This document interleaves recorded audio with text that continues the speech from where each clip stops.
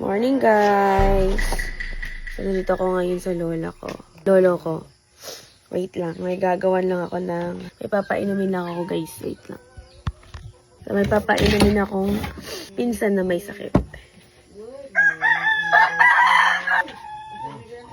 So, guys, may sakit kasi yung pinsan ko. Papainumin ko siya ng gamot. Ulcer yung sakit niya. Ewan ko pa sa about ulcer yun. So, ulcer daw. Tapos taga-ano ko yan. Joke lang.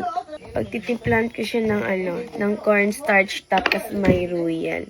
Ewan ko kasi ito lang yung nire-recommend nila. 3 kutsara, guys. 2. 3. Tapos lagyan natin ng royal.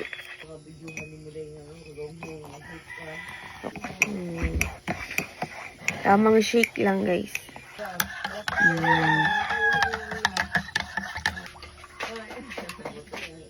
So, Day, at this time, Day, nandito ka pala ako ngayon sa lugar ng aking lolo't lula dito sa Sibugay. Dahil once in a blue moon lang ako magpaparamdam dito at ilang araw na ibabalik na ako sa Bulacan. Kaya naman naisipan kong gumawa mo rito kahit 1 day man lang. Pagdating ko nga dito, Day, nagulat nga ako yung bumungad sa akin. Nakita ko yung pinsan ko may sakit pala. Nung unang beses ko nga siya nakita, Day, nagulat talaga ako dahil hindi ko na makilala yung pinsan ko dahil sa sobrang payat niya. Kaya sobrang lungkot ko talaga, Day, nung nakita ko siya. Siya kasi nakakasama ko dati, nag-aaral pa ako ng elementary kasi sa bahay siya namin tumitira dati. Ngayon sa muli namin pagkikita, dahil ganito naman datnan ko sa kanya, sobrang payat niya dahil sa sakit niya. Yung sakit niya kasi hindi namin malaman-laman kung ano talaga yung totoong sakit niya. So mga tulay buntag sa'yo, dahil kasi kasa dyan ako siya, dahil painom na ko siya tong tambal nga pwede na siyang imnon. Pagkaman ako pa si kaso niya, dahil mo ano rin iinom na kong kape, dahil. Alam nyo kasi dahil sa lugar dito ng lula ko, dahil sobrang aga pa nga, alas 5 pa ng umaga, dahil nagkakape ng mga tao. Ako kasi pa nagkakape ako, baliktad sumasakit yung tiyan ko. So nagmamaylo na lang ako dito dahil hindi taga ako sanay magkape para yung araw natin today is energy. So habang nagkakape nga kami dito, panakintuhan din kami dito. Alam nyo ba dito sa probinsya namin, dito lang taga makagawa ng sobrang aga ng tulog, sobrang aga ng gising. Ayan nga, pagkagising ko at pagkatapos ko nga magkape, ayan, nag-i-exercise mo ng inday nyo.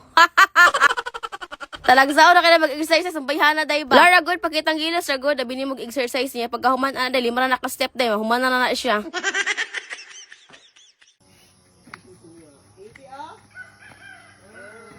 So guys, magwalis tayo. Nahiram ko ng walis sa kapitbahay dahil walang walis dito.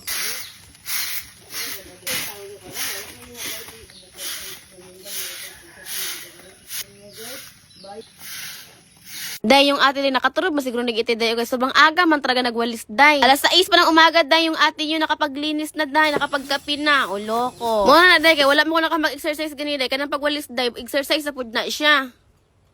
So, day, next natin gagawin na yung magsaing tayo. Ay, udang. Hindi ko magsaing. O, di magsaing. Dami palang kanin. Palutuin ko, magluto ng ulam. So, maghugas muna tayo ng kalan.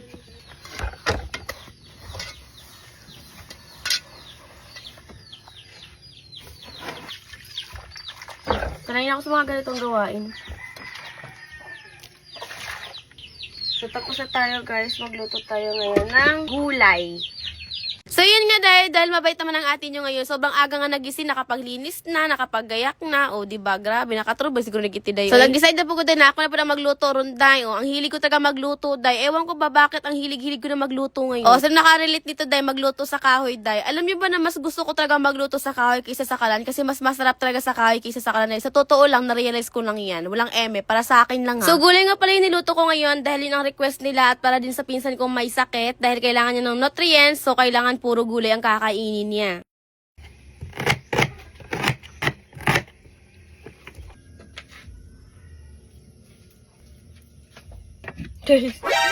Normal sa akin to. Pagkatapos ko magluto, buong katawan ko may mga uling na.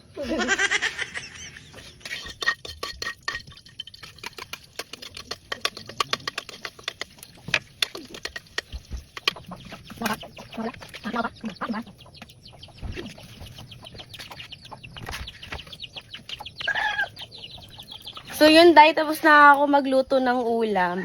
Okay, let's go! Diba? Tapos na. Kain na. Ikaw na maghain pang, bahala ka. Kain ka. Day, maligo ta. Kay 3 araw na akong hindi naliligo. So, maliligo ako dito ngayon. Balon.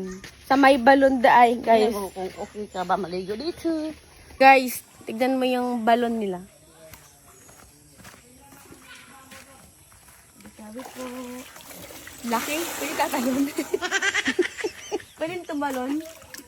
Lalom ni siya man. So yun nga, dahil maliligo na ako after lahat ng mga ginagawa ko. Dahil init na nga ako sa katawan ko. Dahil akalain mo 3 araw akong hindi naliligo. Diyos ko naman dahil. Nagpailarag yung kandingon.